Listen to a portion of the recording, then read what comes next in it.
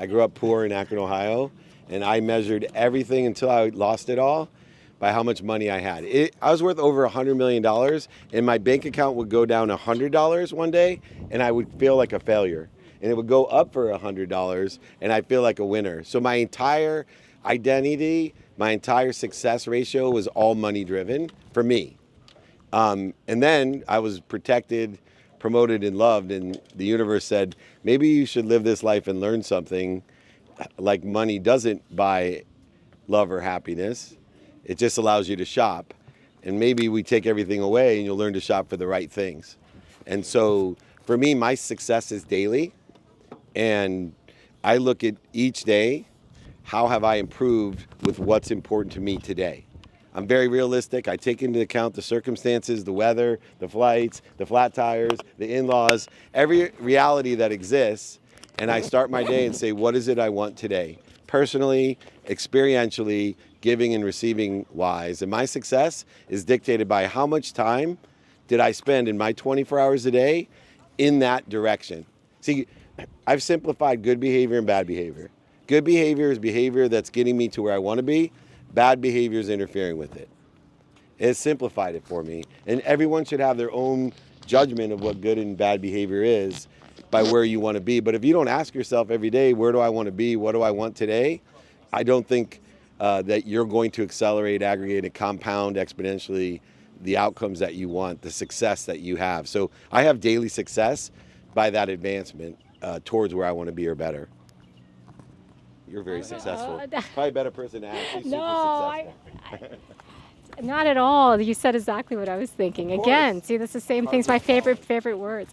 So no, I I was going to say the same thing. But I think we don't spend enough time with ourselves. We're in an automated, like robotic, repeat, replay every single day. We go, get up, we do the same thing. We're in this routine and we forget to talk to ourselves about what's really important to us. And when we figure that out and we spend time with us quietly and know that we like X, Y, and Z, it could be anything, like I gave examples before, whether it's eating at the best restaurants or it's some people love to travel. Some people love to be disciplined, like Rick. He's very disciplined, more disciplined than anybody here. I can guarantee that. And if you have the certain things you enjoy, that's what you want to do. Some people love exercise or yoga, and those are the things you kind of want to do because you're going to fulfill, like David was saying, you're going to fill up those days with what you love. And you won't even have a question. The second thing that I think is so important is keeping the promises that you want for yourself. Like, for example, you say, oh, I really want to have this body or this shape, and I want to actually exercise this amount, but you don't keep your promise, then suddenly you're irritated with yourself. And that's when you lose a little bit of that bliss because you're not like happy with what you just did. So make sure that's important, yeah. First off, I love this question because a lot of times people look at success as like who has the most money or who has this, and that's kind of society. I'm wired very, very different, okay? Well, the way I look at this is because I like helping others. Okay, and being the best that I can be to help others. Okay, this was what I was kind of meant to do. I don't change strokes, I change lives. Okay, so this is kind of how I'm put together. And as long as I feel I'm getting better every day, the other stuff, because you got to pay bills, that will happen. So that's how I measure success. It's not Venus, Serena, Capriati, Roddick, Moschino, Pierce, Kennan, Rude, people who've won national championships. I could go on and on. The awards, that's all what other people have done or what they think of me. The most important thing is what I think of myself and that I do a good job today. And because we're having this little get together, we bumped it up a notch. And so right now, today's one of the best days of my life. Love it. Next question. If not, I'll Right over here. take it. Right over here. I saw two hands. You got One plenty here. Yeah. And then I'll come down there. So for all these kids, what habits do you guys recommend? How important are habits, first of all, for these kids? And second of all, what are the top habits they need to develop? This is Matt Pressman, he owns Florida Tennis, okay? Very good friend with late Jim Martz and very good friend of mine. One, He's Florida Tennis, this guy right here. I think habits are who you are. And so for me, the number one habit is to help your kids develop a habit machine. How do I form habits?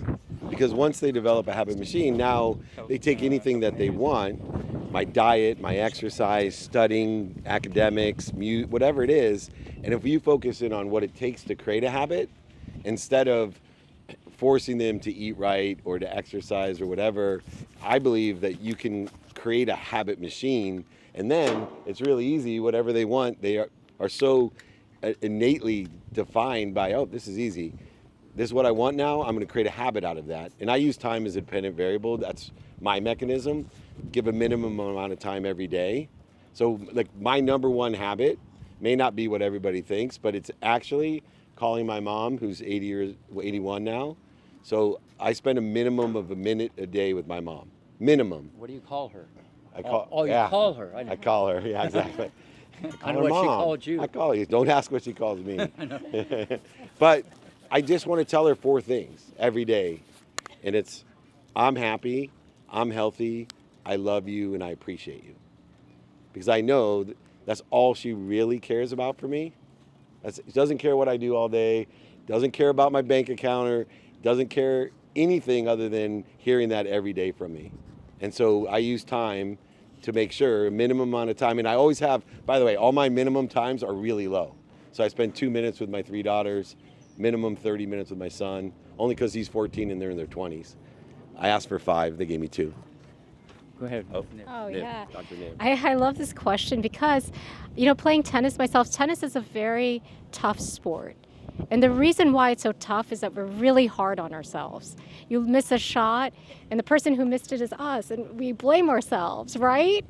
We're so sad. So I never forget losing a match. I was up 5-0. Ricky, you don't have to hear this. I was up 5-0, 40 love, and lost in the net in a national semifinals. I hated it, and I could never forgive myself for that. So I think one of the things that I would tell all the students here is to make our thoughts our best friend, and to be as positive as possible. So positive thoughts are our best friends. You gotta, even if you lose, you gotta be very positive and say, I love myself, I did a great job.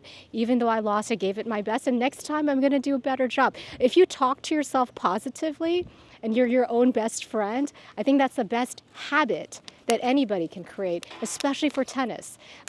Because we're just dealing with ourselves, and we're really high level, high performing, wanting to be the best, wanting to be number one, and we hurt ourselves by a problem, maybe a mistake we made, a performance.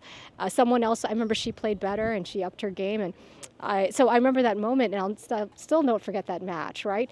So the positive thoughts, when we miss a shot, I can do it, I'm going to do it better next time. We can even call it positive affirmations. Whatever you say, the positive thoughts, the positive thinking, the positive affirmations are crucial for tennis. So develop that habit every single time you play a point and play a match. There's 2 types of habits. There's good and bad, and that's in the eye of the beholder. Like everybody is understanding, what you put into your mouth. Everybody's kind of what they eat, but you're not aware of what you put into your head. And to me, this is the number one problem in the world today. People would rather see the car crash, the train wreck. They can't wait for the crazy stuff on TV or whatever. And this is so important because all this goes, as Nib will tell you, ever since a little kid, we have stuff in the subconscious. It comes out. Some people remember stuff from 12 and you can't remember what happened last week. So it's in there. And I think as parents, to put this positivity of habits in your kid's mind and to motivate them and to inspire them, you can do it. Who are you you don't know what's inside your kid. You might think you do, but no one's like Buddha, okay? No one knows what's inside them. It's like, whoa, I can't believe that happened. Very important what I'm saying. It's like, I cannot stress that enough, Matt, about the habit and get into the routine, but the positive stuff that the people they're around, their friends, what they hear, they're aware of what they eat. This is so important, and they'll be able to pass that down as they get older, okay? And sure, you learn from failure, but I think you need to put those guardrails up because especially nowadays, there's just so many problems out there, okay? And you want all that going into their head. Whether they become tennis players or whatever they do, there's going to be problems. That's part of the landscape. And how you deal with the problems determine if you're a contender or a pretender. And just last thing to add to complement that, there's 5 levels of intention. It's not just what your kids are doing, not just what they're saying, not just what they're thinking, but what they believe and feel as well. And so if we can get alignment and ask the questions about how they feel and what they believe. And I don't think as parents a lot of times we ask enough questions. We just assume that we know the answer, and it's an obvious mistake. That's a great point. No, that's a great point, and that's another cornerstone, as Jason will tell you, how I do it. I don't coach the kids, okay? I work with the kids. I learn from the kids. I communicate. What do you think? Okay, it's that. Instead of, being a dictator, you're going to be more of a motivating educator. And that's kind of work for me of how to extract greatness. Because you might think you know, and David said it best, to ask questions. What do you think? What do you think? Because we're here and they're there, especially if they're little. You don't know really what they think. They might not know what they think. So it's very important just to keep probing, you know what I'm saying? And you can lead them in the right direction. All right, last question, is that right? Where's Nick? Last question, or are we still good? All right. It's an amazing podcast, a lot of very useful information. Thank you very much. Inspirational thoughts, especially mental part. I really like it. But main question is, how do you survive in this heat in the jacket? Gotta be from Ohio. That's unbelievable. How to deal with the Florida heat? Okay, I don't know if there's any of the kids here. Okay, is Alyssa here? I saw her around here. Okay, listen. If you think it's hot, what happened? It just got hotter. If you think it's cold, what happened? With you. Remember, you're a tiger. If it's cold, what are you thinking if it's cold? It just got colder. If it's windy, what are you thinking? It just got windier. It's mind control. If I told you and showed you a Navy SEAL workout, or people going in for a raid, or 911, fire people, you would be shocked. But we're in our own bubble. You don't realize the mind control. So to me, it's not that hot. I've been out here for like 40 years. I'm like a lizard, so the heat doesn't bother me. So what I'm trying to, I know I should have on a shirt, but no, it's mind control. And what I tell all the kids, okay, it's hot on the other side of the net, and it's cold on the other side of the net, and it's just as windy on the other side of the net. And I got to tell the Federer story. This is like a classic. This was like 5 years ago, U.S. Open. They had a hurricane in New York. Half the people had to leave, hats blowing off, garbage all over the court. You toss the ball, you couldn't even serve the ball. Federer's playing a guy, 20 in the world. They went 3 sets before. Okay, the guy is like Joe Psycho. He's out of control. He can't handle the wind. Federer's out there, the Swiss maestro, just putting on a clinic. Okay, 6-0, 6-1, 6-0. They interview the guy that lost. Good player, 20 in the world. They should have canceled the tournament. This was a joke. You couldn't play tennis. This was a joke, okay?